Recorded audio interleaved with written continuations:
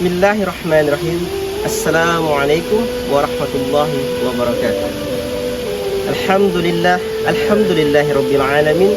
Wassalatu wassalamu ala asrafil anbiya'i wal mursalin wa ala alihi wa sahbihi rasulillahi ajmain. Amma ba'du. Rabbi sahli sadri wa yassirli amri wahlul 'uqdatam min lisani yafqahu qawli. Puji syukur atas kehadirat Allah Subhanahu wa taala yang mana telah melimpahkan rahmat serta hidayah kepada kita semua, sehingga kita bisa menikmati nikmat yang tiada hitung, nikmat yang tidak bisa kita hitung satu persatu, sesuai dalam Al-Quran surah Az-Zumar ayat 66. Badillaha fa'bud wa kum minasyakirin. Karena itu hendaklah Allah saja yang kau sembah dan hendaklah engkau termasuk orang yang bersyukur. Nah, di dalam ayat tersebut kita diperintahkan untuk selalu bersyukur untuk nikmat Allah yang berikan kepada kita, sesuai Ar-Rahman ayat yang berbunyi fabi ayyi ala'i rabbikuma tukazziban. Maka nikmat Tuhan mana lagi yang kamu dustakan? Nikmat yang tidak bisa dihitung, mungkin dari nikmat iman, nikmat Islam yang ada pada diri kita, sehingga kita bisa melakukan aktivitas seperti biasanya karena nikmat Allah yang tidak hitung.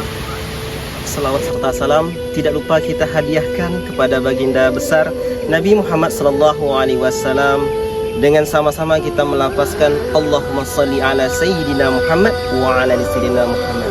Dengan cara kita memperbanyak selawat kepada Nabi Muhammad, kita akan diangkat derajatnya oleh Allah Subhanahu wa taala. Sesuai hadis Nabi, barang siapa yang bersalawat kepadaku 1 kali, maka Allah akan bersalawatnya kepadanya 10 kali. Sahabat cendekia yang dirahmati oleh Allah Subhanahu wa taala, marilah kita meningkatkan ketakwaan kita kepada Allah Subhanahu wa taala, apalagi di bulan suci Ramadan ini, bulan yang penuh ampunan, bulan yang mulia, bulan yang berkah. Mari kita tingkatkan, memperbanyak amalan kita kepada Allah Subhanahu wa taala. Yang pertama, tunaikan solat, jangan pernah terlambat.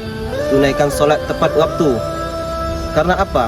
Karena kita sebagai umat Islam itu wajib solat. Solat itu ialah batas kemampuan, bukan bagi yang mampu.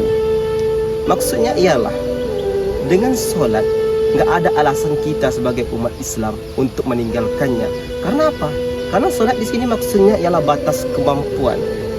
Bisa kita mengerjakan yang orang yang badannya sehat, boleh mengerjakannya dengan berdiri. Kalau dia lagi sakit kakinya, boleh dia dengan cara solat duduk. Kalau dia nggak bisa duduk, boleh dia dengan cara berbaring. Begitu juga seterusnya. Kalau dia nggak bisa mengomong, boleh dia menggunakan isyarat. Itulah solat, batas kemampuan. Nggak ada alasan untuk meninggalkannya. Maka dari itu, sesuai dalam Al-Quran surah Al-Baqarah ayat 34 yang berbunyi, wa iz qulna lil malaikati isjudu li adama fasajadu illa iblis aba wastakbar wa kana minal kafirin. Makna dalam ayat tersebut bahwa Allah menyuruh, memerintahkan untuk sujud kepada Adam kecuali iblis. Karena apa? Karena angkuh dan sombongnya. Maka dari itu, kita sebagai hamba Allah jangan pernah untuk menyimpan sifat namanya sombong, sifatnya angkuh. Karena itu bisa berakibat fatal. Karena tidak menjalankan perintah-perintah Allah Subhanahu wa taala. Yang kedua, yaitu memperbanyak istighfar kepada Allah Subhanahu wa taala. Bagaimana kita seorang muslim itu memperbanyak istighfar, apalagi di bulan suci Ramadan ini? Allah berjanji, barang siapa yang memperbanyak istighfar, maka Allah akan menghapus dosanya, apalagi di bulan suci Ramadan ini. Nah, kita sebagai hamba Allah mengikuti apa yang diperintahkan oleh Allah dan mengikuti sunnah Rasulullah SAW. Dan masih banyak amalan yang lain. Yang pertama, mengerjakan di bulan suci Ramadan membaca Al-Quran. Memperbanyak membaca Al-Quran salah satu hal yang sering dilakukan oleh hamba Allah di dalam bulan suci Ramadan ini. Karena apa? Barang siapa yang membaca Al-Quran 1 huruf, maka 10 pahala baginya. Berarti 2 huruf 20 pahala baginya. Begitu juga seterusnya. Karena apa? Karena di dalam baca Al-Quran Allah sudah menjanjikan bahwasanya barang siapa yang baca 1 huruf, maka 10 pahala baginya. Begitu juga dengan 2 huruf, maka 20 pahala baginya. Begitu juga dengan seterusnya. Maka dari itu, kita sebagai hamba Allah harus meningkatkan ketakwaan kita kepada Allah. Mengambil momen di bulan suci Ramadan ini, meningkatkan amal-amal ibadah yang kita lakukan. Masih banyak hal yang lain, seperti melakukan solat sunnah. Ada solat sunnah wudu, solat sunnah qabliyah, ba'diyah. Itu hal yang luar biasa, apalagi dikerjakan di bulan suci Ramadan ini.